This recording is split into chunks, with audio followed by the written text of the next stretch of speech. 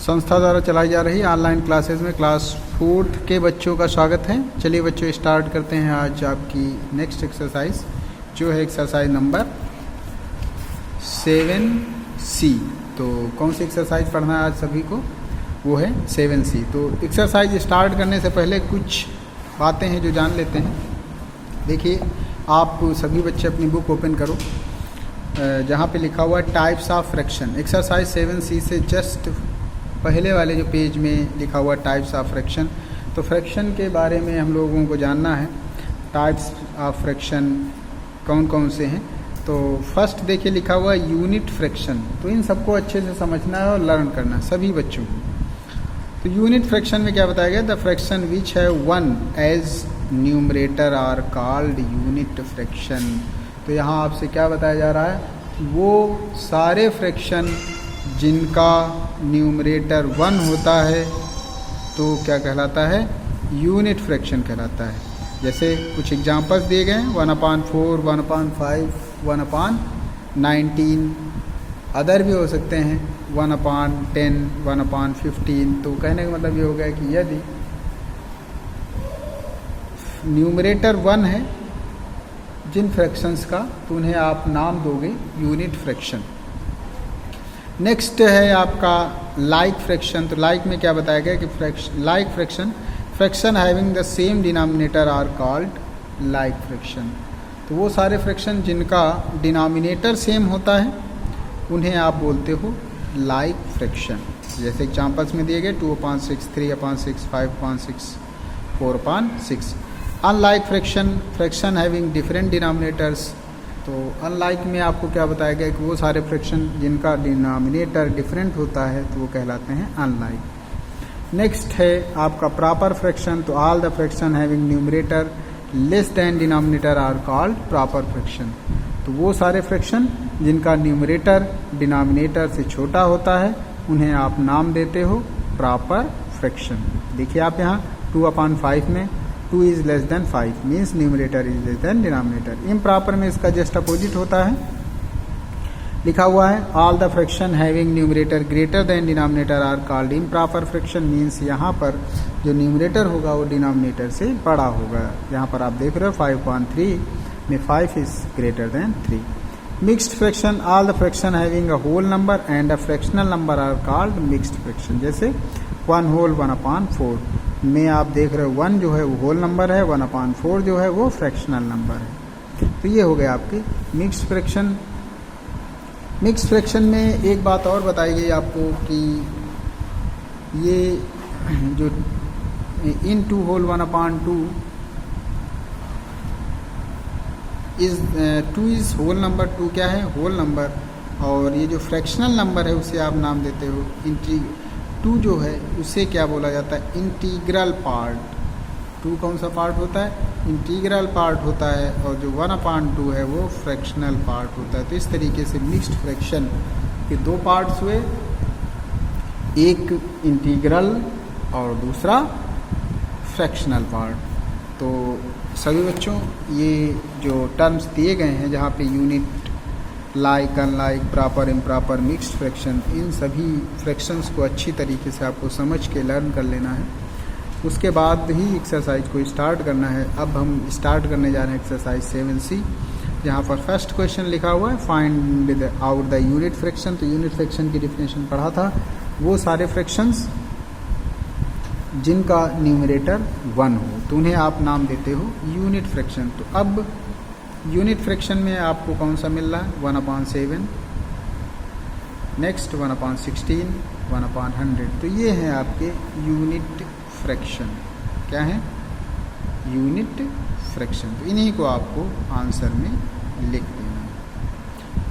तो next which group are of like fraction. अब like fraction की डेफिनेशन क्या पढ़ा था कि वो सारे फ्रैक्शन जिनका डिनोमिनेटर सेम होता है वो लाइक फ्रैक्शन कहलाते हैं। तो लाइक में आप ये देख रहे हैं तो अनलाइक हो गया, यहाँ ये लाइक हुआ, ये फ्रैक्शन आपका लाइक हुआ। यहाँ क्या देख रहे हो, डिनोमिनेटर सेम है। इसके बाद ये अनलाइक है और ये लाइक। तो इस तरीके से बी एंड डी पार्ट्स आपका लाइक हो गया, ए और सी अनलाइक हो गया। Next which group are of unlike, तो अनलाइक मीन्स डिनोमिनेटर डिफरेंट हो, जैसे ये अनलाइक है, ये लाइक है, ये अनलाइक है और ये भी अनलाइक है। तो इस तरीके से आप क्या देख रहे हो, ए बी एंड डी आपके अनलाइक हुए और सी जो है वो लाइक है। नेक्स्ट क्वेश्चन की बात करें, क्वेश्चन नंबर 4, जहाँ पे लिखा हुआ है which of the following are improper fraction. तो इम्प्रॉपर फ्रैक्शन मैं थोड़ा सा लिखने का तरीका भी आपको बता दूं कि किस तरीके से आप लोग इसको लिखोगे। ये क्वेश्चन नंबर 4 है।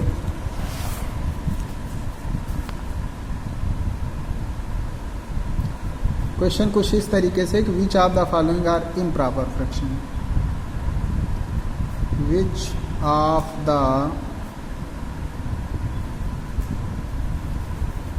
following are improper fractions। तो ए पार्ट जैसे लिखा हुआ है 9/4, तो इम्प्रॉपर में आपने पढ़ा था ये जो question number 4 which of the following are improper, तो इसका जो ए पार्ट है वो 9/4 नहीं बच्चों, ये है 1/8/9। तो इसको आपको बताना है कि ये इम्प्रॉपर है या नहीं। तो यहाँ आप क्या देख रहे हो, ये जो है वो मिक्स्ड फ्रैक्शन है, इम्प्रॉपर नहीं है। क्या है? Mixed fraction. कैसा फ्रैक्शन है? Mixed fraction. जब हम पी पार्ट की तरफ बढ़ेंगे तो बी आपका है 25/15। तो यहाँ आप क्या देख रहे हो कि यहाँ पर जो न्यूमरेटर है वो डिनोमिनेटर से बड़ा है।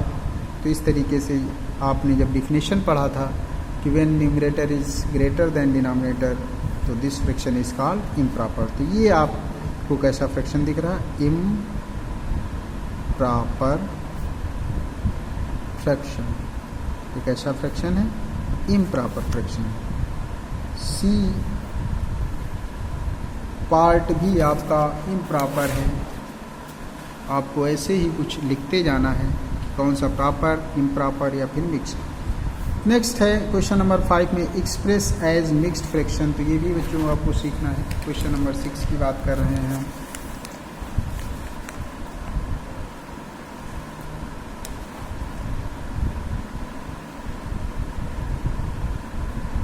expressed as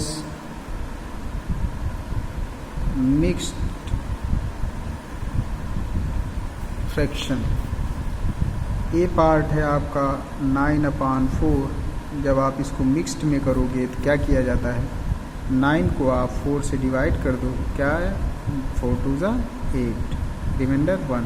इसी रिमाइंडर को यहाँ कुछ इस तरीके से लिखना है, रिमाइंडर को हुआ, और यहाँ जो डिवीजर होता है 4। तो इस तरीके से 9/4 को आपने लिखा 2 होल 1/4 मिक्स्ड में। एक और समझ लेते हैं, जैसे बी पार्ट आपका लिखा हुआ है 11/3। तो यहाँ आपको 11 को 3 से डिवाइड करना है। तो क्या होगा? 3 3 ज़ा 9, रिमाइंडर क्या बचा? 2। मैंने अभी बताया इस रिमाइंडर को आप कुछ न्यूमरेटर की तरह लिखोगे और जो डिवीज़र है वो आपका डिनोमिनेटर बन जाता है। तो जो फ्रैक्शन बना होगा ना 3 होल 2/3। तो अब हम बढ़ते हैं नेक्स्ट एंड लास्ट क्वेश्चन की तरफ। इस एक्सरसाइज के जो लास्ट क्वेश्चन है वो है क्वेश्चन नंबर आपका 6। कौन सा है? Question number 6। तो यहाँ आप देख रहे हो लिखा हुआ है एक्सप्रेस एज इम्प्रॉपर फ्रैक्शन। तो यहाँ पर इम्प्रॉपर में कन्वर्ट करना है।